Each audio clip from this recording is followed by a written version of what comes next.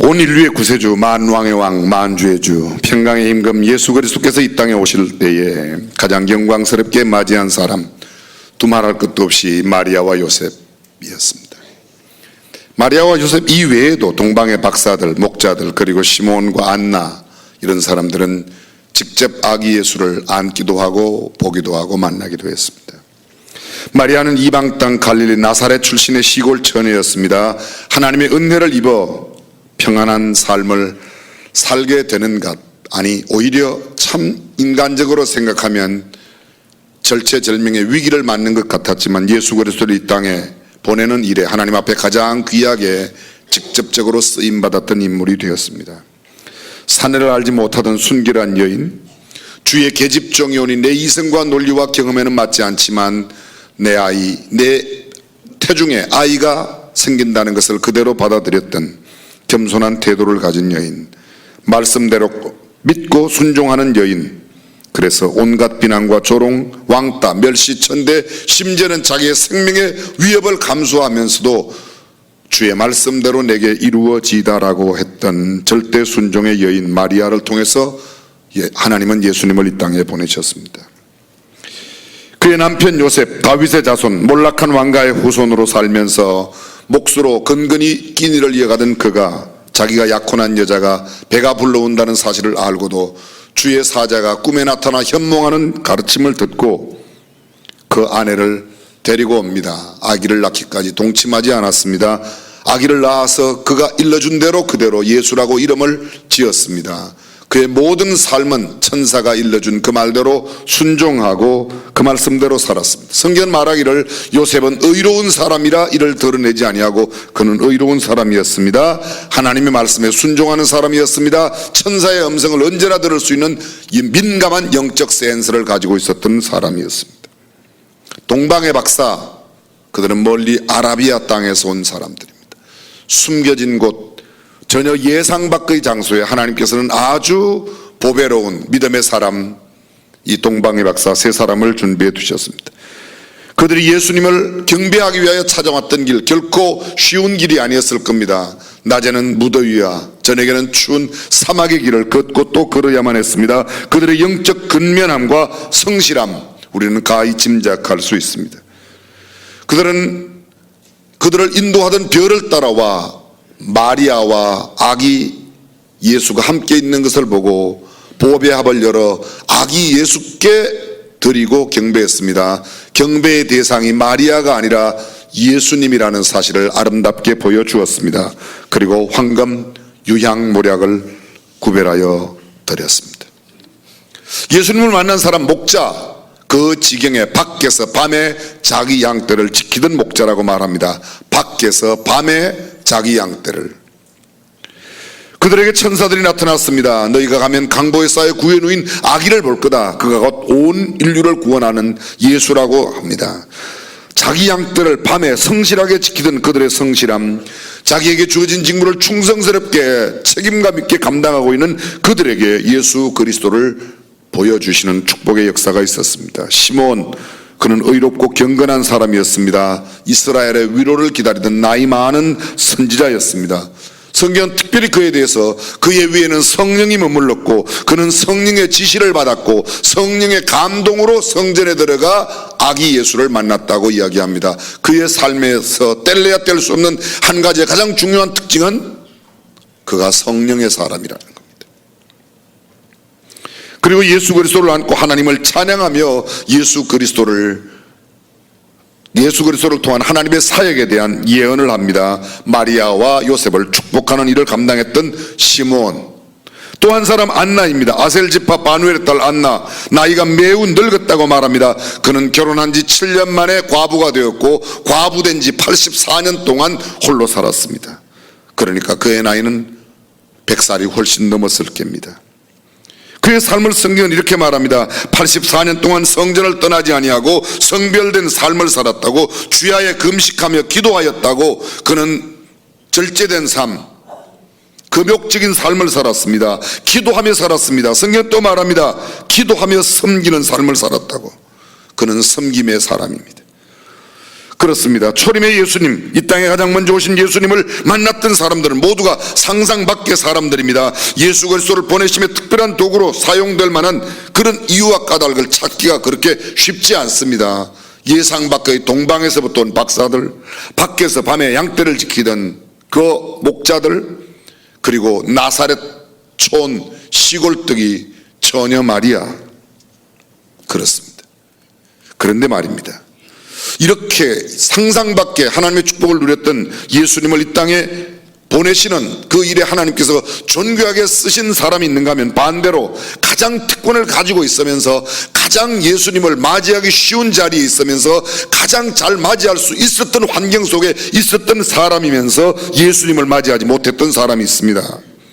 죄인을 구원하러 세상에 오신 예수 그리스도, 전쟁을 멈추게 하고 참된 평화와 자유를 주시기 위하여 이 땅에 평강의 왕으로 오신 예수 그리스도, 절망과 좌절의 세상에 희망과 축복을 주시려고 오신 예수 그리스도를 알아보지 못하고 거절하고 오히려 역사적 비극을 만들거나 처참한 살육을 일으키고 결국은 예수 그리스도를 십자가에 못 박아버린 사람들, 그들은 자세히 바라보면 예수님을 가장 잘 맞이할 수 있었고 가장 영광스럽게 공경하고 접대해야 할 사람이었는데도 그렇지 않게 살았다는 겁니다. 만왕의 왕인 줄 알았더라면 내가 좀 불편하고 손해가 된다 하더라도 따뜻한 출산을 위하여 무언가 출산용품이라도 아니면 따뜻한 방이라도 내어주었을 뿐인데 예수님은 그렇게 오시지 못했습니다. 마국간에 태어나셔야만 했고 그가 누인 곳은 말구유, 말죽통이었습니다. 이기적인 인간의 생각과 자기중심적인 삶이 그토록 영광스러운 구주 예수 그리스도의 나심을 마국간으로 내몰아버렸습니다. 축복과 자자손손 만대에 이르기까지 정말 축복을 누리는 삶을 살 수 있는 그 복된 기회를 상실했던 사람들입니다. 그가 어떤 사람입니까? 헤롯을 생각할 수 있습니다. 이 헤롯 대왕은 헤롯 왕조의 제2대 왕입니다. 헤롯 왕조는 BC 55년부터 AD 93년까지 148년 동안 팔레스틴과 그 인접 지경을 통치하였던 왕조들의 왕을 다 가르쳐서 헤롯 왕이라고 말합니다. 헤롯은 사람 이름이 아닙니다. 헤롯 안티파스. 이 헤롯은 왕조 이름이고 안티파스가 이름입니다. 여러분, 구약에 나오는 바로는 사람 이름이 아닙니다. 바로는 왕조 이름입니다. 그게 바로 감비세스. 그럼 감비세스라는 바로 왕조의 왕입니다. 이름은 따로 있는 겁니다. 헤롯 대왕은 헤롯 왕조의 시조인 헤롯 안디바텔의 둘째 아들로 25세에 갈릴리의 총독으로 역임을 맡았습니다. BC 40년 로마 황제 아우구스도에 의해서 유대의 왕으로 임명을 받았고 그 3년 뒤 BC 37년에 예루살렘을 수도로 정하고 있는 유다를 공격해서 완전히 함락하고 드디어 유대의 왕으로 자리를 군림하게 됩니다. 성격이 강인하고 현명한 재질을 가지고 있었습니다. 예루살렘 성전을 재건하였습니다. 10명의 아내를 두었고 많은 자녀들을 생산했습니다. 지금 우리가 성지순례 가면 예루살렘 성전 벽을 보게 되는데 그 성전이 바로 헤롯, 성경이 말하고 있는 그 헤롯이 지은 성전입니다. 최초의 성전은 솔로몬이 지었습니다. 그리고 그들이 바벨론 포로로 갔다가 다시 와서 스룹바벨에 의해서 성전이 새롭게 세워집니다. 그래서 최초의 성전 솔로몬 성전, 두 번째 성전은 스룹바벨 성전, 세 번째 우리가 지금 보고 있는 성전은 바로 이 헤롯 대왕이 지었던 헤롯 성전을 보는 겁니다.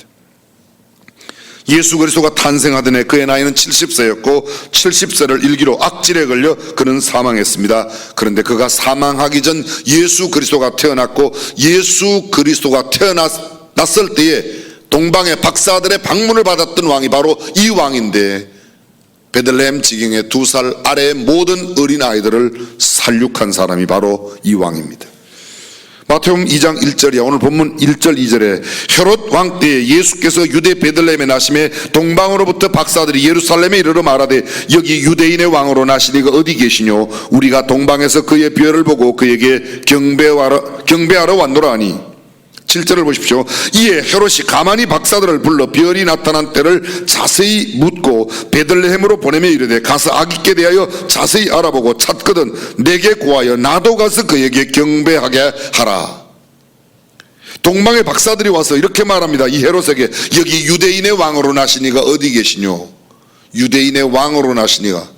여러분, 이 이야기를 들었을 때 헤롯이 얼마나 놀랐겠습니까? 지금 자기가 왕이에요. 나이가 70입니다. 자기의 왕위를 계승할 10명의 아내로부터 낳은 그 수많은 왕자 가운데 한 왕자가 왕위를 계승하게 될 터인데 왕이 났다는 거예요. 성경은 또 이렇게 말하지 않습니까? 이에 헤롯이 가만히 박사들을 불러 별이 나타난 때를 묻고 자세히 묻고 베들레헴으로 보내며 가로되 가서 아기께 대하여 자세히 알아보고 찾거든 내게 구하여 나도 가서 그에게 경배하게 하라. 여기 성경에 보면 가만히 박사들을 불렀다. 영어 성경에는요 비밀로 불렀다는 거예요.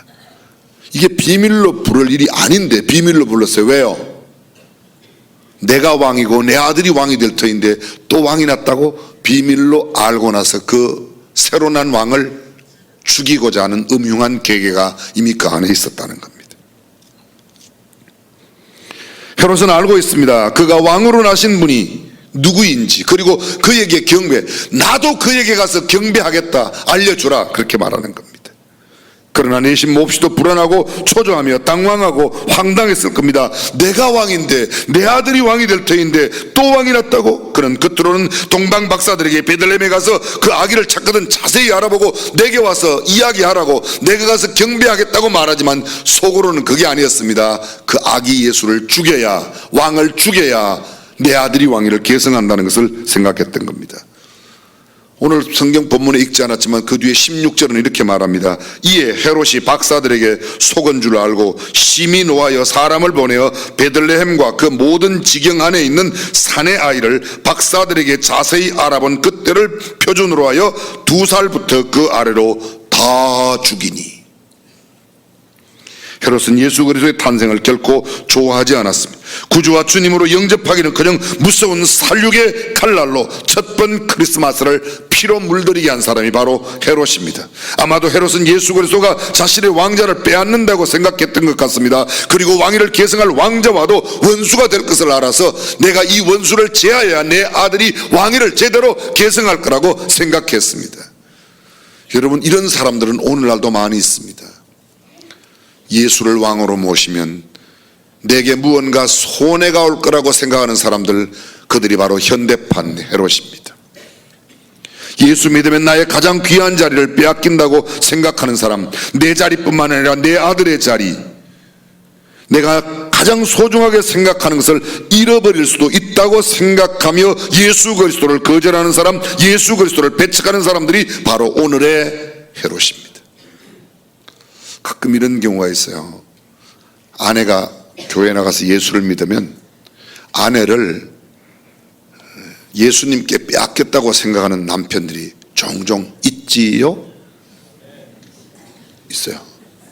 근데 예수에게 뺏겼다고 안 하고 교회에 뺏겼다고 그래요. 교회에다고 뺏겼다고 안 하고 목사에게 뺏겼다고 생각해요. 목사는 여러분의 마누라 뺏는 사람이 아닙니다. 근데 그렇게 생각하는 사람이 있어요. 있어요, 없어요? 매니매니 수두룩. 현대판 헤롯이에요. 자녀가 예수 믿으면 자식을 하나님께 빼앗겠다고 생각하는 사람들, 그래서 내가 내 자식을 내 마음대로 키워보겠다고 하는 사람들, 현대판 헤롯입니다. 내가 손해보고 내가 희생한다고 생각하여 예수 그리스도를 믿지 못하는 그들이 바로 우리 시대의 헤롯입니다. 얼마나 많은지 모릅니다. 왜 사람들이 예수를 믿지 않습니까? 내 소중한 것을 예수님께 빼앗긴다고 생각해, 내 소중한 것을 드린다고 생각하는 겁니다. 두 번째로, 모든 대제사장들과 서기관들, 그들은 당시에 대표적인 종교 지도자들이었습니다. 대제사장, 그러면 오늘날로 평범한 목사가 아닙니다. 아주 유명한 총회장급 목사라고 하면 맞을 겁니다. 서기관들은 오늘날로 말하면 신학대학 교수들이에요. 율법을 연구하고 공부하는 사람들입니다. 4절을 보실까요? 왕이 모든 대제사장과 백성의 서기관들을 모아 그리스도가 어디서 나겠느냐 물으니 가로되 유대 베들레헴이오니 이는 선지자로 이렇게 기록된 바 유대 땅 에브라다야 너는 유대 고을 중에 가장 작지 않으다. 그들은 금방 알았습니다. 대제사장을 부르고 서기관들을 헤롯이 불렀습니다. 여기 유대인의 왕이 난다는데 메시아가 온다는데 어디에 나올까요? 그들은 즉시 이야기합니다. 미가 5장 2절에 미가서 5장 2절에 예언된 그 미가의 선지자의 말씀을 잘 알고 있습니다. 구약의 예언과 선지자의 말씀들을 잘 알고 있습니다. 지식적으로 예수님을 잘 압니다. 그런데 그들은 직접 그 예수님을 찾아가지 않습니다.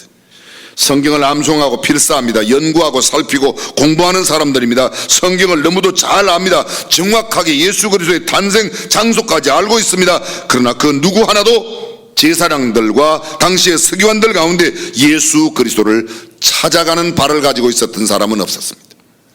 그들은 지식이 있지만 손발이 없는 사람들입니다. 잘 아는 것이 중요합니다. 지식이 중요합니다. 그러나 지식이 곧 신앙이라고는 말할 수 없습니다. 성경을 많이 하는 것 굉장히 귀한 일입니다. 그러나 성경을 많이 한다고 신앙이 꼭 좋으냐? 그렇지는 않습니다. 많이 알고 잘 알고 익숙한 것이 신앙을 대변할 수 없습니다. 많이 아는 것 좋은 것이지만 좋은 신앙이라고는 그렇게 꼭 연결시켜 말할 수는 없습니다. 교회 내의 목사, 장로, 권사 등 직분자들이 신앙이 반드시 좋다고 말할 수 없다는 겁니다. 여쭤볼게요. 정직하게 한번 자신에게 물어보십시오. 정말 나하고 하나님과의 관계가 뗄래야 뗄 수 없는 정말 깊은 신앙의 관계, 내가 영적으로 충분히 성장하여 목사되고 장로되고 권사됩니까? 아니면 교회 내에서 언제 헌금 잘하고 언제 열심히 나오고 언제 봉사 잘하고 교회의 종교적인 행위가 익숙해져서 직분 받는 경향이 많습니까? 정말 믿음이 성숙해서 직분 받는 경향이 많습니까? 여러분들은 정직하시기 때문에 대답을 안 하세요. 정말로 그래요. 저는요 이런 전도지를 봤다니까요. 목사가 예수 믿다. 예수 안 믿고 목사 된 거예요. 장로가 예수 믿는 사람 많아요. 예수 안 믿고 장로 된 사람. 종교 행위를 익혔어요. 교회의 생활 태도를 익혔어요. 그래서 남들에게 굉장히 괜찮은 사람으로 보여서 직분을 받았어요. 만약 그가 정말 예수님을 만나지 못한 채 그렇게 산다면 하나님 나라와 상관없는 사람이 될 것입니다. 오늘 본문에 있는 대제사장 서기관들, 결국 그들이 훗날 예수 그리스도를 십자가에 못 박는 사람 아닙니까? 예수 그리스도를 믿는 믿음이 좋아서 직분 받는 게 아니라는 겁니다. 그래서 우리는 정말 조심스럽게 직분을 사모하고 또 직분을 받는 일에도 조심해야 됩니다. 결국 그들은 백성을 선동하여 예수 그리스도를 십자가에 못 박는 우두머리 선두의 앞잡이에 있었습니다. 그들은 예수님을 만나지 못했습니다. 또 있습니다. 베들레헴 지경 여관 주인과 그 여관에 투숙하여 있던 손님들도 예수님을 맞이하지는 못했습니다. 누가복음 2장 7절은 이렇게 기록되어 있습니다. 맏아들을 낳아 강보로 싸서 구유에 뉘었으니 이는 사관에 있을 곳이 없음이라. 아들이 태어났는데요. 강보가 뭐예요? 강보. 맨보자기. 거기에 솜이 없습니다. 털이 없습니다. 그냥 맨보자기에 아기를 싸서 어디다가 누웠다고요? 구유에, 말 구유에. 구유가 뭐예요? 말죽통에.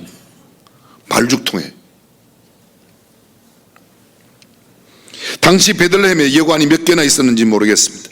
그리고 그 여관마다 방들이 몇 개나 있었는지 모르겠습니다. 아마도 꽤나 몇 개 정도는 여관이 있었을 테고, 그리고 여관마다 방들이 꽤 있었을 겁니다.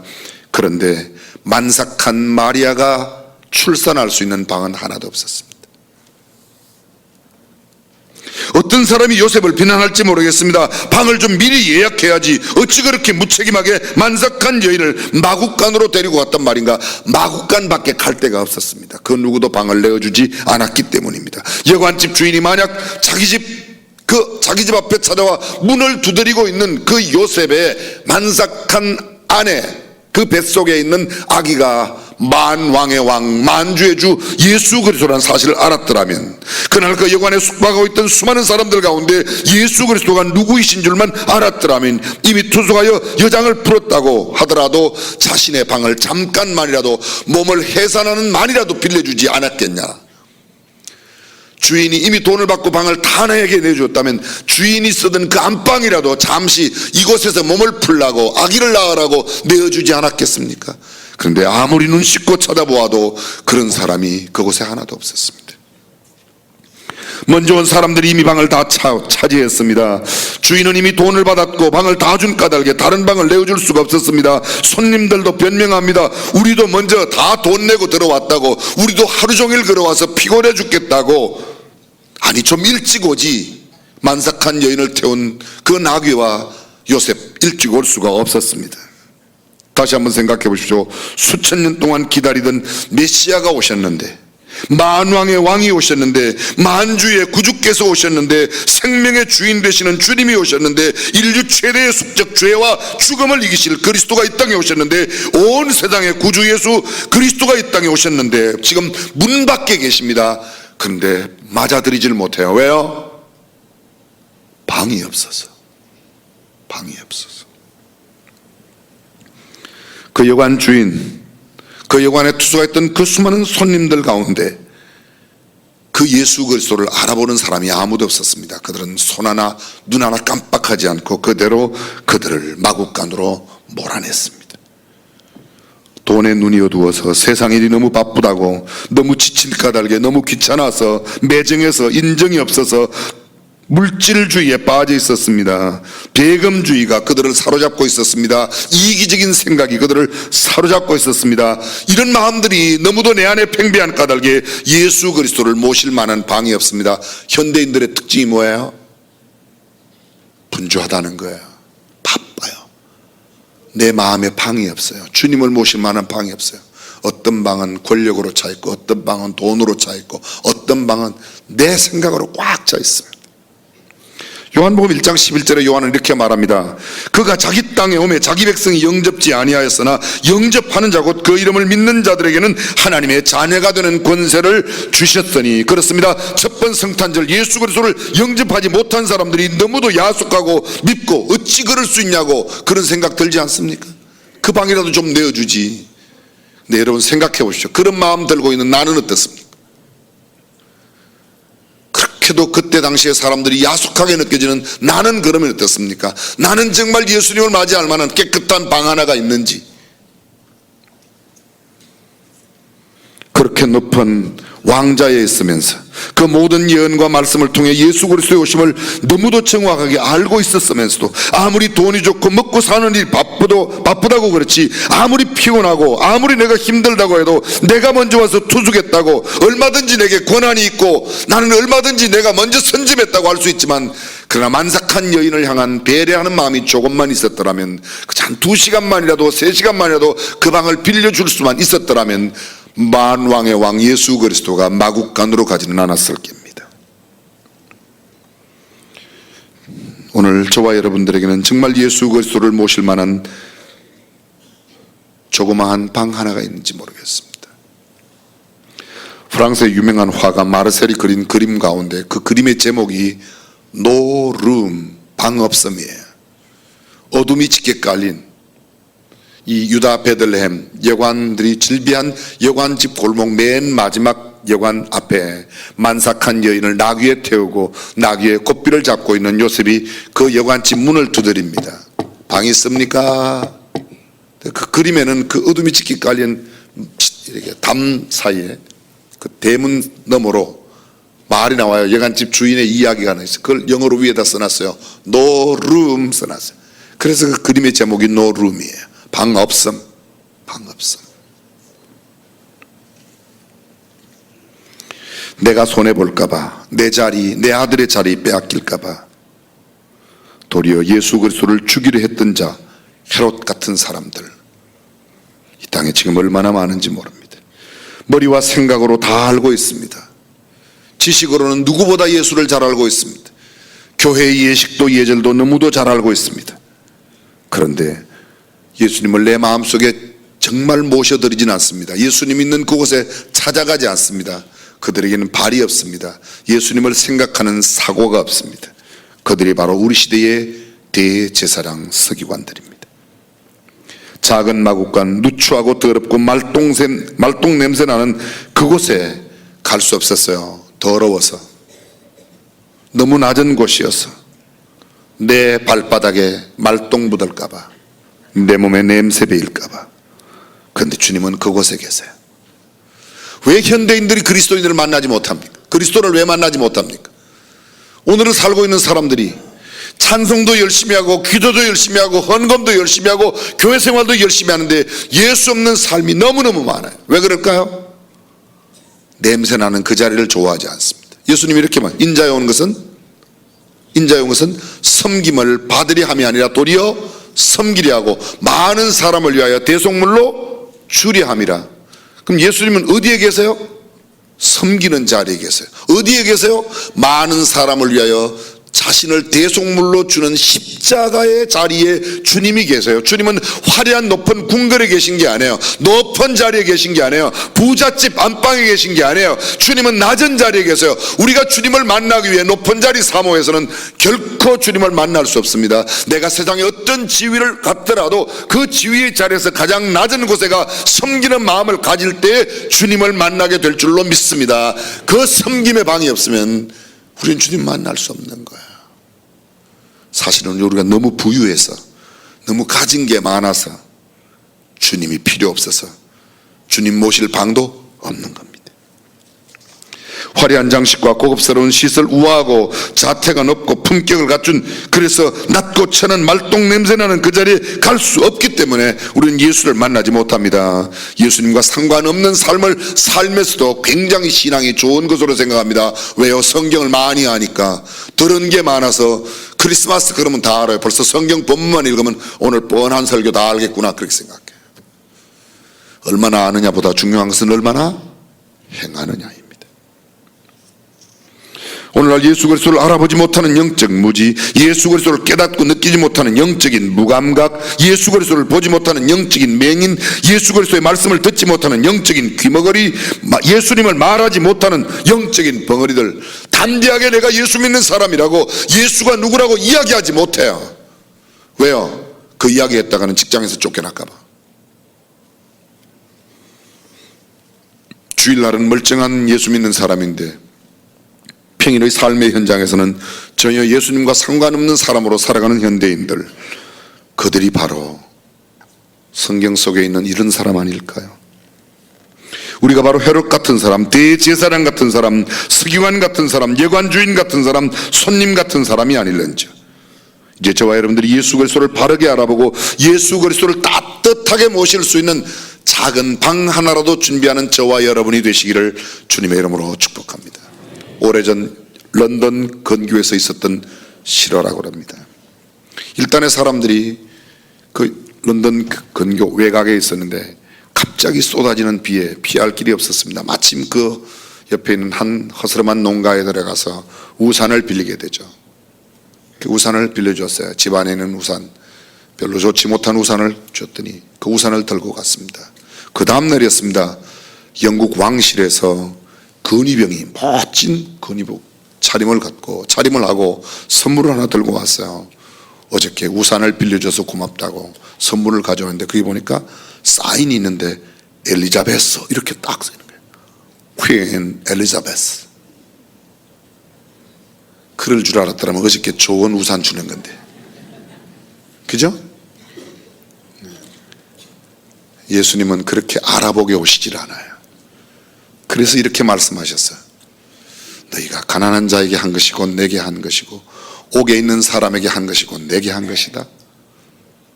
이렇게 반듯한 양복 입고 내가 예수야 그러면 얼른 안방으로 모셨을 거예요. 허름한 거지 복장하고 오니까 이거 하나 먹고 가라. 기도하겠습니다.